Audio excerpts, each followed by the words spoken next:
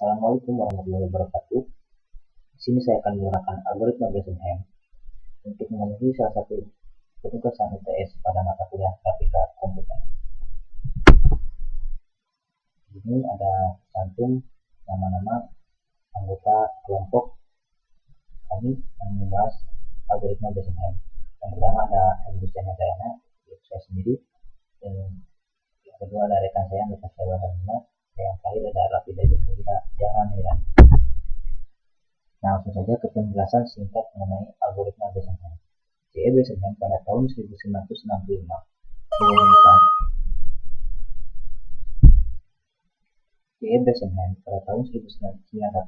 mengumumkan penemuan algoritma untuk mengoptimalkan gambar garis pada raster bintang atau image. Dia lagi menggunakan nilai floating point arithmetic, sehingga nilainya tidak perlu dibuatkan, hanya menggunakan operasi inkremental dapat dipergunakan dan diimplementasikan pada semua hardware dan software untuk keperluan pengembangan garis. Algoritma Bresenham dapat memiliki pengendalian plotter sehingga dia dapat paten.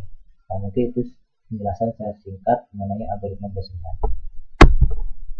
Selanjutnya kepada rumus algoritma Bresenham. Di sini bisa kalian lihat. Nah, ini untuk rumus pertama, ini rumus kedua, dan ini adalah konsep dasar dari algoritma Bresenham. Mungkin cukup sekian penjelasan secara singkat mengenai rumus algoritma Bresenham. Selanjutnya akan dijelaskan oleh rekan saya. Saya Natasha Wardana. Di sini saya telah membuat rangkaian algoritma Bresenham. Lalu sekarang saya akan menjelaskan secara terperinci dari proses dan isi dari algoritma Bresenham ini. Yang pertama, saya menentukan dulu titik awal dan titik akhirnya. Di sini saya menggunakan titik awalnya 2,5 dan titik akhirnya 12,8. Selanjutnya, saya menentukan nilai X1, X2, dan Y1, Y2-nya. Sini X1-nya ada 2, X2-nya 12, Y1-nya 5, dan Y2-nya 8. Selanjutnya, saya menentukan M-nya. Untuk mencari M, di sini kita harus menghitung, yaitu Y2 dikurangi Y1, dibagi X2 dikurangi X1. Pertama Y2 dulu dikurangi Y1. Di sini Y2-nya 8, Y1-nya 5. Jadi 8 dikurangi 5 adalah 3. Lalu yang kedua X2 dikurangi X1. X2-nya 12 dan X1-nya 2. Jadi 12 dikurangi 2 yaitu 10. Jadi untuk menentukan M-nya di sini kita bagi 3 dibagi 10 yaitu 0,3. Selanjutnya kita bisa mendapatkan nilai dx melalui X2 dikurangi X1, yaitu 12 dikurangi 2 hasilnya 10. Lalu nilai D-nya kita cari melalui Y2 dikurangi Y1, yaitu 8 dikurangi 5, yaitu 3. Dan D1-nya itu 2DY, D-nya itu 3, jadi 3 dikali 2 berarti 6. Selanjutnya D2-nya itu 2DY dikurangi 2DX, berarti 6 dikurangi 20. Jadi minus 14. Nah, yang terakhir kita akan menentukan P-nya, P0 ya. Di sini untuk mencari P0 kita bisa dapatkan melalui 2DY dikurangi DX, berarti 6 dikurangi 10 yaitu minus 4. Nah, selanjutnya kita akan menentukan titik-titik untuk membuat garisnya. Yang pertama kita tulis ini, K itu adalah indeks atau titik ke berapa gitu. Jadi kita mulai dari 0 dan seterusnya. Lalu P-nya ini tadi kita sudah dapatkan di sini itu minus 4 dan X dan Y-nya ini adalah titik dari titik awal yaitu 2,5. Oke, di indeks yang selanjutnya di sini kita lihat dulu. Jika P kurang dari 0 maka titik selanjutnya adalah ini persamaan ini. Jika tidak maka titik selanjutnya ini. Nah, kita lihat dulu di sini P-nya yaitu minus 4. Minus 4 itu kan berarti kurang dari 0. Berarti kita pakai yang ini, yaitu X plus 1, Y. Nah, berarti X-nya ditambah 1 jadi 3, Y-nya tetap jadi 5. Kita mencari P-nya menggunakan persamaan yang tadi ya. Jadi PK ditambah 2DY min 2DX. 2DY min 2DX-nya ini sudah kita tentukan tadi di sini, yaitu sama dengan D2, dan D2 itu adalah min 14. Jadi si PK-nya dikurangi min 14 atau di 2 dikurangi min 14 jadi hasilnya minus 12. Kedua proses itu terus berlangsung hingga kita mendapatkan titik akhir yaitu 12,8. Nah, setelah itu kita masukkan ke dalam grafik ini sesuai dengan angka yang tadi sudah kita dapatkan ya dari X dan Y-nya. Contohnya seperti ini. Di sini X-nya 2, Y-nya 5. Berarti di sini X-nya 2, Y-nya 5 sini. Lalu selanjutnya X-nya 3 dan Y-nya 5.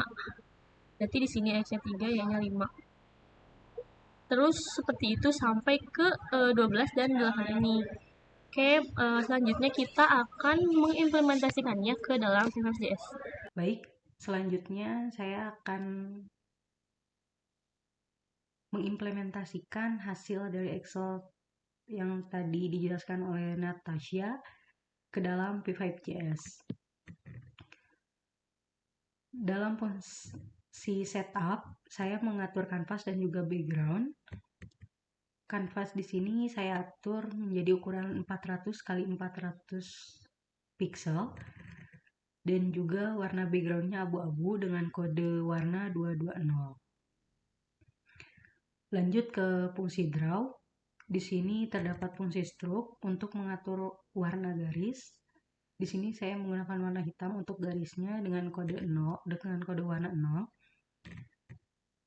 Kemudian di sini saya mendefinisikan 4 variabel untuk menentukan titik awal dan akhir dari sebuah garis. Ada X1, Y1, X2, dan Y2. Masing-masing punya nilai. Selanjutnya kita menghitung perbedaan titik garis koordinat dengan rumus dx sama dengan x2 dikurangi x1 dan juga dy sama dengan y2 kurangi y1. Selanjutnya saya akan menghitung gradien garis dengan rumus m sama dengan dy dibagi dx. Kemudian selanjutnya mendefinisikan 3 variabel penting dalam algoritma Bresenham, yaitu D1, D2, dan P0. D1 dihitung sama dengan 2 kali nilai absolut dari dy. D2 dihitung dengan D1 dikurangi 2 kali nilai absolut dx. Dan P0 sama dengan D1 dikurangi nilai absolut dx. Baik, setelah itu di sini kita mendefinisikan variabel x dan y dengan nilai awal dari titik awal garis atau x1 dan y1. Selanjutnya terdapat fungsi poin xy. Di sini digunakan untuk menggambar titik koordinat xy di kanvas nanti. Selanjutnya kita memulai loop while yang berjalan selama x kurang dari x2. x2 ini adalah koordinat x titik akhir garis. Di dalam loop ini kita akan mengupdate posisi x dan juga y untuk menggambar garis. Nah, di setiap loop kita meningkatkan nilai x dengan 1. Dan kemudian kita akan memulai memeriksakan kondisi. Jika kondisi P0 kurang dari 0 terpenuhi, maka titik berikutnya berada di sisi kiri garis. Sehingga nilai y tidak berubah. Kita hanya menambahkan D1 pada P0 selanjutnya. Dan jika kondisi P0 kurang dari 0 tidak terpenuhi, maka titik berikutnya terdapat berada di sisi kanan garis. Sehingga nilai y harus ditingkatkan 1. Dan juga kita menambahkan D2 pada nilai P0 selanjutnya. Di sini terdapat poin XY, tugasnya ya untuk menggambarkan garis pada kanvas. Kitaran ini hasil dari ini. Nah,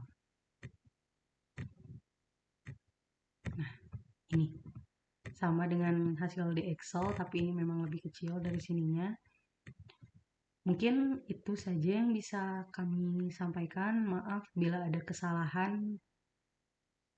Mohon dimaafkan karena kami juga masih belajar. Wassalamualaikum warahmatullahi wabarakatuh.